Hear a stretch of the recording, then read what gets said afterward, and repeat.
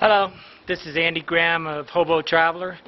I wanted to talk today about what I consider a problem with education.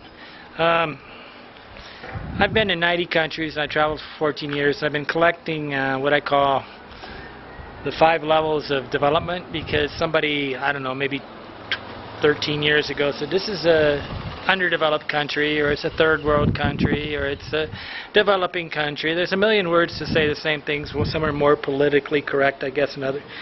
But what happens in the highly developed countries, which is about, say, 20% of the world, which is United States, Europe, Australia, and Korea and Japan, those areas, which is only 20% of the planet. They're kind of what I would call overdeveloped. The actual normal planet is the other 80%. Well, what happens is that the whole world wants to be like the developed countries, and where we can use highly educated people to, whether it's accountant or techies or whatever. And what happens is that when you go to a country like, say, any country in Ghana, or any country in Africa, or a lot of Southeast Asia, Indonesia, overpopulated places, or Central and South America, and all the normal countries on the planet, the normal countries, the United States is really overdeveloped.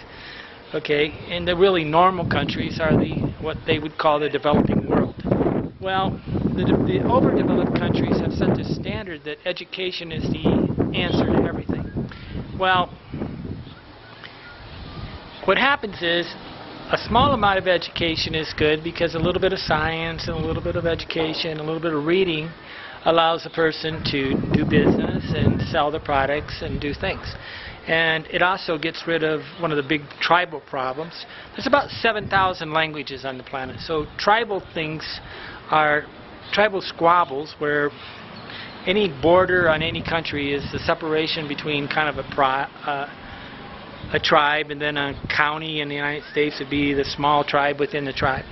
But what happens is there's conflicts between these things, and what's nice about some education, it gets rid of the gossip and the superstition. Okay, superstition causes people to think, oh, he's putting an evil spirit on me, and they go over and kill somebody in the other tribe. In the Middle East, this is a huge problem because a lot of people are the, what do you call it, like the Kurds or something, and these Bedouin type people, which are more or less a little bit on the nomad. They're not really nomad anymore, but they're not very educated. So they get superstitious and they think this person over there is doing something. So a small amount of education introduces them to what's possible and what's not possible, and they don't rely on some sort of spiritual, mystical, mythology, horoscope type way to explain the planet. Now, but the problem is, what is the real problem with too much education? Too much education, okay, say I get a job here in Guatemala. Say I have an accounting degree right here and I'm living in Guatemala. I can't find a job. And if I do find a job, it only lasts for 2 years, and then I got to find another job. So what it's done is created, they've actually are constantly creating these jobs where there is no employment. So I mean, you hear it all the time that over in the engineers are driving the taxis in Pakistan or something like that. And this is true. This is true. And I never thought about it, but truthfully, what it does is that it sabotages the whole family structure, because this person would hopefully get a job, whether he's self-employed or working in a company or whatever, where he's a little bit more mobile because of the job, and then he can go from place to place. Now, if America and all the development countries are as manipulative as they sound, they want these guys to become highly educated so we could brain drain, right? I don't think it's that simple, but I mean, in a way, a nuclear scientist in some of these countries is just going to be discontent, because at the end of the day, everybody wants to raise their social status, and poverty and social status are connected. If you can't raise your social status, then you might as well give up working. If you're not going to have a better house, a better car, a nicer family, send your kids to the better schools, what's the point in working? And so what there is there's a doomness. There's a what would you call it? It's a guaranteed impossibility of their job, right? They get an education to become an accountant in a country where there are no accountants. Everybody wants to become in the tech field when there is no tech field in that country. Now, this is my problem I have with the overdeveloped countries, because they're telling the whole rest of the world to go get education. Well, in the overdeveloped world, these guys can get jobs. In the underdeveloped countries, they're telling them to do something where there are no jobs. And so they're basically pigeonholing them into doing something that doesn't work in these countries, and it causes high discontent, because when you have if you go out and get an education and you never get to use it, it leads to a futility of life, okay? And I really think the solution to poverty and stuff, I was in the Manawi rice fields up in the Philippines one time, and the things are dying because they can't get anybody to pick rice in the Philippines.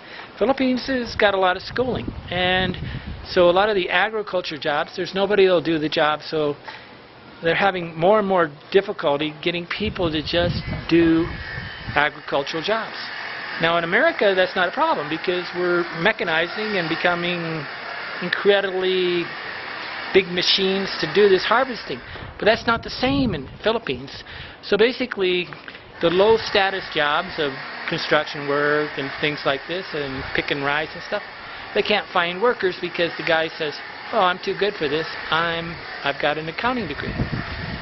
It's really a social problem being caused because the overdeveloped planet is trying to transfer their customs of belief that jobs. If they really want to help, I mean, anytime you invest in another country and start jobs, that's good. If you're going to go over to another country and start jobs, but like in India, they got these call centers, and you'll have 5,000 people searching for one job. Think about that. That's a dead-end street. South is doomed. It's a futile situation, and why it exists and why the world, because the reason why it exists is that the American truly has been taught all his life that education is good, and then he believes that the same values and same jobs and the whole situation that exists in the developed world exists in the underdeveloped world. Well, 14 years of experience later, I see a lot of people not working because they got too much education and they refuse to take the lower status job. And if they would have just graduated from high school and got a job, they would have been a happy family. But now they're very unhappy and discontent, and they blame somebody. The trouble is they don't know who to blame because they just did what they were told to do, get an education. Andy, hobo traveler in one of the underdeveloped, well, the developing countries, normal on the planet, Guatemala. I truly believe the United States is overdeveloped.